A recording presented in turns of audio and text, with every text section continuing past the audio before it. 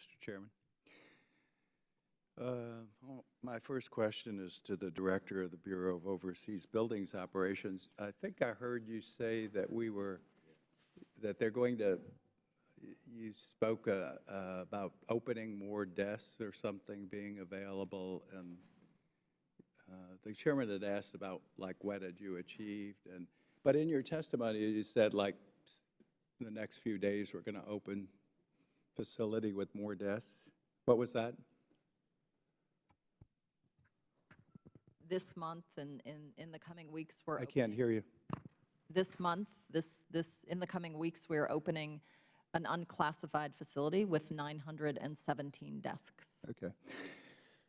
Well, I was, looking back at your testimony and some of what you've told us today. It sounds like the desk report. We've gone from just hundreds of desks to, you said we'll have 900 desks, and then when complete the project we'll have 1,237 desks, but we could actually grow to 17. Well, we'll go to 1487, and then the plan is to go to 1771. So let me clarify. So what that does is it breaks out the scope provided in the current project and the 9 and 10 projects. So that's the 1,200 and the 600. If you combine those with existing facilities, when we started the project, there was a building that was completed in 2009. Again, I appreciate the desk report. People don't understand that I guess the revenue in the entire country that they get in is about $2.5 billion, and their entire budget is $7.2 billion. Most of the rest is given money, isn't that correct, approximately, for Afghanistan? I don't have the exact. Well, I do. Okay, that's the exact figures. The scope of this project is $2.2 billion, and the emphasis seems to be on desks. Isn't by the end of the year, isn't the administration supposed to have almost all the troops out? Mr. Block, do you know? So, sir, yes, we have. By the end of next year. So what we will have probably one of the best arrays of desks that you have ever seen in any post. I mean, now, how many people could there be in the entire bureaucracy? I was over there, and I met with some of the foreign ministry folks. Are we going to be buddy like 3 to 1? Does anyone know? If I may, and again, this refers back to the point that I've made that we have tried to be very flexible and responsive in terms of our staffing. I know, but again, a desk would suppose that a person is sitting at it.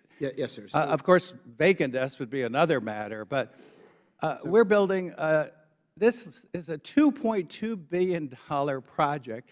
It's probably the biggest infrastructure project in the history of Afghanistan, in a country that has revenue of about $2.5 billion coming in, and we're going to have this massive complex of desks. This is going to be the Taj Mahal of desks, and the Taj Mahal complex that the taxpayers are getting ripped off for. If I may, sir, I think there are two pieces to your question. I don't have enough time. I want to go to, again, your company, sir, Aegis, is British-based? It's the parent and is the British, U.S. and we have a U.S. subsidiary that's Okay. One of the things that disturbed me, now who's your partner in Afghanistan, your major construction partner? we have a Afghani partner. no, sir. We don't have an Afghan. No one in Afghanistan. We have a subcontractor, Contract International. They're also headquartered in McLean. That's doing work for. Are half your employees from Afghanistan and half from where the U.S. or other countries?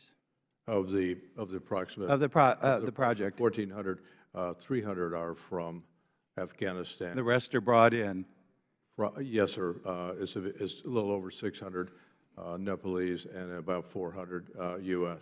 The thing that bothers me is I was out in Helmand province with some of our troops, and they were looking at a school building they showed me, They said, this is the joke of the province. He says, the Americans paid 3-4 times what it would cost for this. We appreciated that, the school, but it was the joke of the province. What would you estimate the premium you're paying for building in Afghanistan to be? 3-4 times what it would normally cost? Well, there's a guy. Again, I just give an anecdotal incident, but not only the troops, but the locals told me that we're getting, the American taxpayers getting ripped off on these projects. We're not doing that kind of work for the State Department. Finally, I do have a letter, Mr. Chairman. I visited one of our posts recently, a major post in Western Europe. Mr. Issa and I had worked at the end of his tenure going on post-Benghazi visits to some of our complexes and trying to avoid another Benghazi. And one of the simple things we found, that's a huge project, it's a money pit, but one of the simple things we found was the lack of surveillance cameras and their ability to also have high definition and get those replaced. When I visited within the last 2 weeks one of our major posts in Western Europe, I found that one of the facilities did not have those surveillance cameras.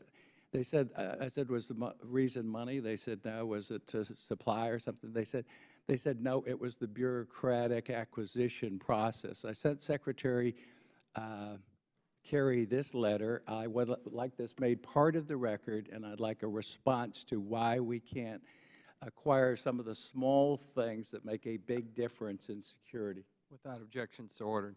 Thank the gentleman. Now recognize the gentleman from Massachusetts. Congressman, I will answer that question for you in writing if you'd like. I would like that.